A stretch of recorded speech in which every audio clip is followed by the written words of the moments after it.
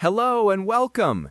If you're using Vertex AI Studio to convert text into speech, you probably run into the frustrating 500-word limit per conversion.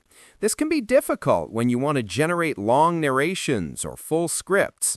In this video, I'll show you an easy way to overcome that limit.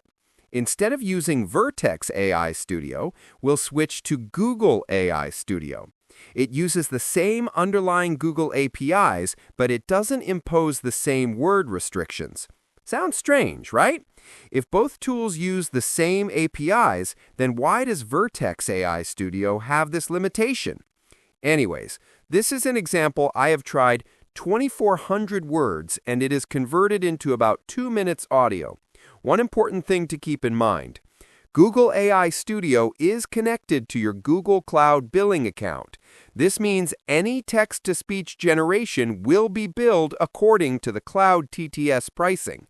So make sure you monitor your billing usage and understand the pricing before generating long audio files.